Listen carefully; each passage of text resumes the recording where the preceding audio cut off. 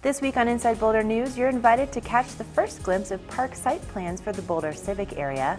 Parks and Recreation assesses its aquatic facilities, and the city partners with Code for America for fresh ideas surrounding community engagement. Welcome to Inside Boulder News. I'm Ashley Prill. On March 10th, you're invited to an open house to get the first glimpse at park site plans for the Boulder Civic Area.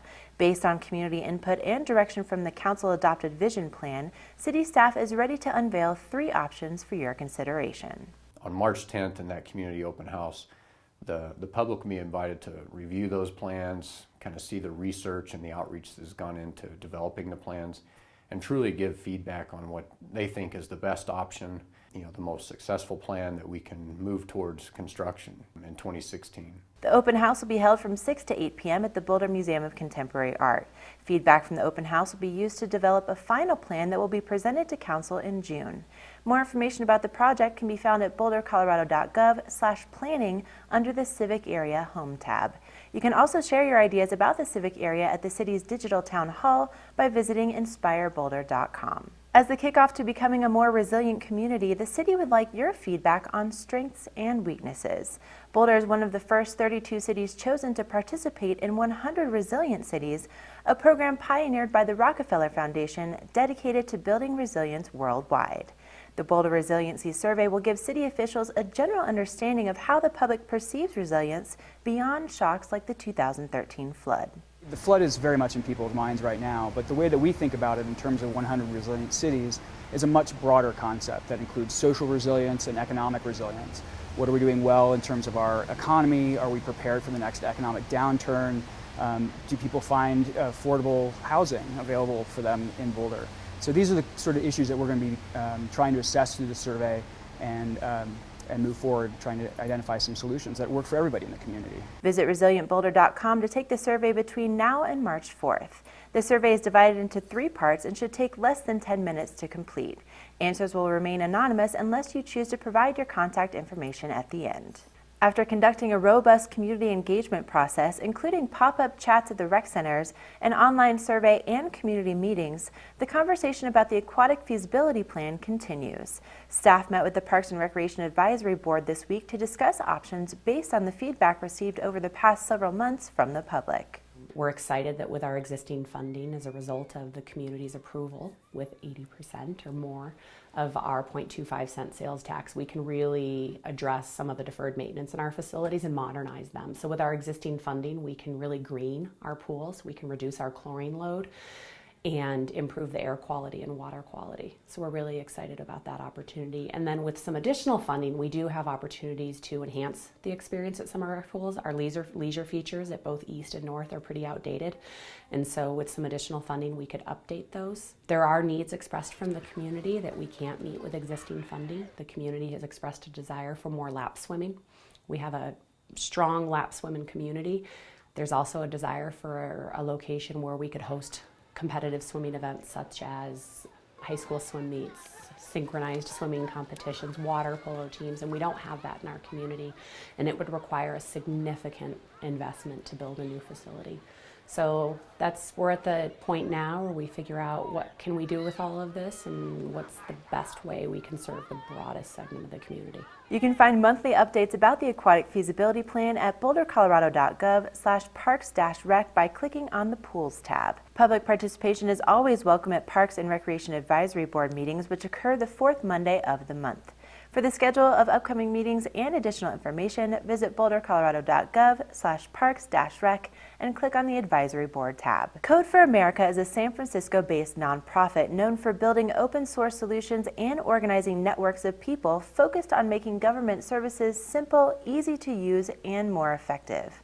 Last weekend, Code for Boulder, a brigade of Code for America, brought over 50 people together to spend their Saturday talking about housing issues, community engagement issues, and building bridges with local government. So these are local volunteers, and that's the best part about it.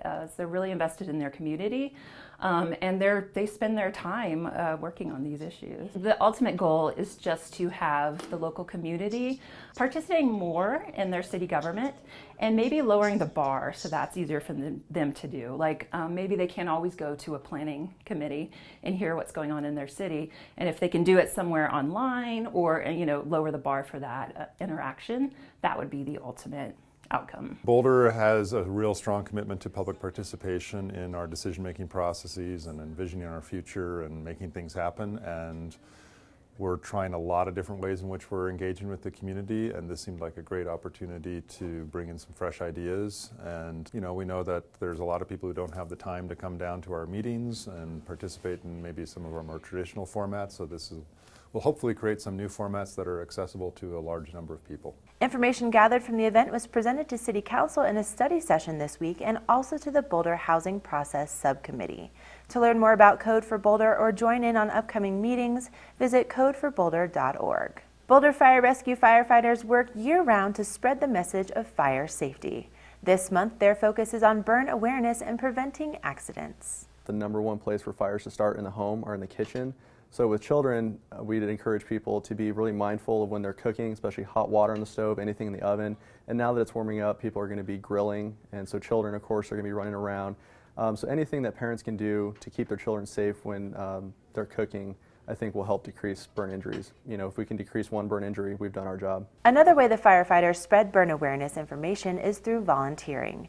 Glenn Keiss, a 24-year veteran of the department, is one of the firefighters who works with the Juvenile Fire Setter program organized through the Children's Hospital Burn Center. They take at-risk kids who have had either a short or a long history of starting fires through being mischievous or their intent was to start fires or whatever. And so we talk with them, with the counselors, and explain to them, the harm that these actions can do to property, lives, and that sort of thing. Boulder Fire Rescue firefighters have helped to raise over $220,000 for the Children's Hospital Burn Center and are involved in several education programs. We just bought a hazard house, which was used with the grant money we got, and so it's a great educational tool. It just looks like a giant dollhouse, but it's pretty neat because it's interactive as far as being able to teach kids about different things throughout the home. One of their favorite volunteer opportunities is working with kids each summer at a burn camp. While we're up there, we interact with children that are burn survivors from all across the nation, and during that week they're at camp, they're with other children that are survivors of varying degrees of burn injuries. And while they're there, they can be a normal kid and not be self-conscious about their scars. They're able to talk to other kids who've been through what they have, because I think unless you've been through it, you really can't understand the emotional, the physical, the toll it can take on somebody. So with those kids allowed to be around each other, I think it's renewing for them, and to be a part of that and just to see those kids, it makes it really rewarding, the work that we do. To learn more about the burn program at Children's Hospital Colorado, visit childrenscolorado.org/departments/surgery/burn. And for more information about Boulder Fire Rescue, visit bouldercolorado.gov/fire rescue. Beginning on March 2nd, the Boulder Public Library will have new hours of operation. The Meadows and George Reynolds branch libraries will each be open an additional 1 day per week. Regular library hours will shift to open 1 hour earlier and close 1 hour earlier in the evenings during the week to allow for additional children's programming. For instance, the main library will now open at 9 a.m. and close at 8 p.m. Monday through Thursday. To see how the new schedules affect each individual library branch, visit boulderlibrary.org. Thank you for watching Inside Boulder News. Stay in touch with us on Facebook and Twitter by submitting news tips and questions. You can also sign up to receive video updates right in your inbox. Just go to boulderchannel8.com and click on subscribe.